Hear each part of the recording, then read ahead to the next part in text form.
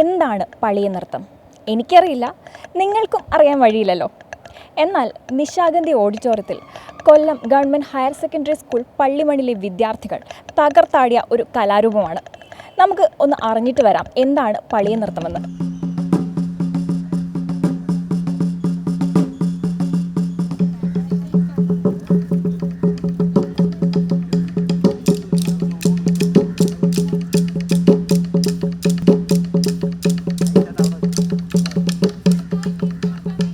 ഇന്നിവിടെ കുട്ടികളെയും കൊണ്ട് ഞങ്ങൾ എത്തിയിരിക്കുന്നത് പളിയ നൃത്തത്തിനായിരുന്നു. സ്റ്റേറ്റിലേക്ക് വരുന്നതിനായിട്ട് ഞങ്ങൾ കുറേയധികം പരിശ്രമിച്ചിട്ടാണ്. കാരണം ഈ ഒരു നൃത്തം ആദ്യമായിട്ടാണ്, ഗോത്ര വിഭാഗങ്ങളുടെ നൃത്തം ആദ്യമായിട്ടാണ് വേദിയിൽ, ഹയർ സെക്കൻഡറി കുട്ടികൾ വേദിയിൽ അവതരിപ്പിക്കുന്നത്. അതുകൊണ്ട് തന്നെ അതിൻ്റെ പോരായ്മകൾ ധാരാളം ഉണ്ടായിരുന്നു.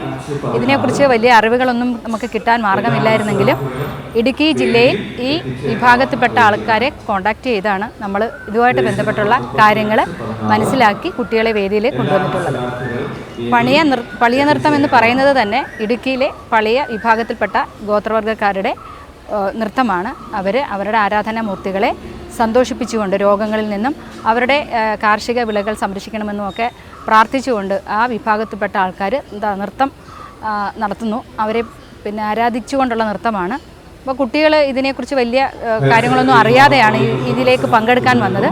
നമ്മുടെ പ്രിൻസിപ്പൽ മഞ്ജു ടീച്ചർ ഇതിനെക്കുറിച്ച് കാര്യമായിട്ട് പഠിച്ച് ഇതിൻ്റെ കാര്യങ്ങളുടെ ഗൗരവം മനസ്സിലാക്കി ഒരു സർക്കാർ സ്കൂളിലുള്ള കുട്ടികൾക്ക് പണച്ചെലവില്ലാതെ ഈ കുട്ടികളെ വേദിയിൽ എത്തിക്കാമെന്ന് മനസ്സിലാക്കി അവരുടെ വേഷവിധാനങ്ങളും എല്ലാം മനസ്സിലാക്കി കുട്ടികൾ തന്നെ മെനഞ്ഞെടുത്ത ഡ്രസ്സും അതുപോലെ തന്നെ മുളയുടെ ആഭരണങ്ങൾ, പാളയുടെ ആഭരണങ്ങൾ, ഇതൊക്കെയാണ് ഇവർ സ്വന്തമായിട്ട് നിർമ്മിച്ച് വേദിയിലെത്തിച്ചിരിക്കുന്നത്.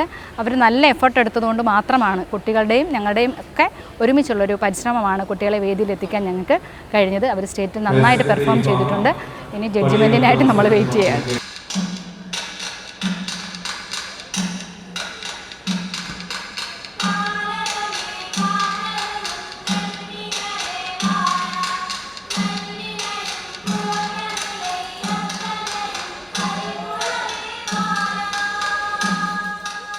പ്രകൃതിയായിട്ട് ഇണങ്ങിയ വസ്ത്രങ്ങളാണ് നമുക്ക് വേണ്ടുന്നത്. പ്രകൃതിയോട് ചേർന്ന് നിൽക്കുന്നതാണ്. കാരണം ഇവർ ആദിവാസികളാണ് ഈ നൃത്തം കളിക്കുന്നത് കൊണ്ട് തന്നെ നമ്മൾ പരിഷ്കൃതമായ വേഷങ്ങളൊന്നും ഇതിന് ഉപയോഗിക്കാൻ പറ്റില്ല.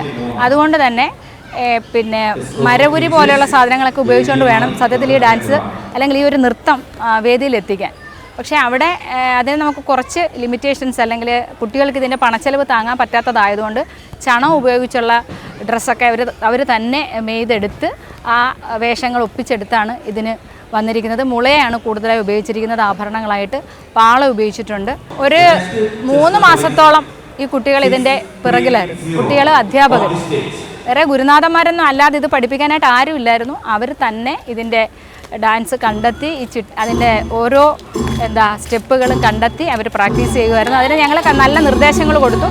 കുട്ടികൾ ഞങ്ങളോടൊപ്പം നിന്നതുള്ളതാണ് സത്യത്തിൽ ഇതിൻ്റെ വിജയം. ഞങ്ങൾ പറയുന്നതെല്ലാം കേട്ട് അവർ നമ്മളോടൊപ്പം നിന്നു.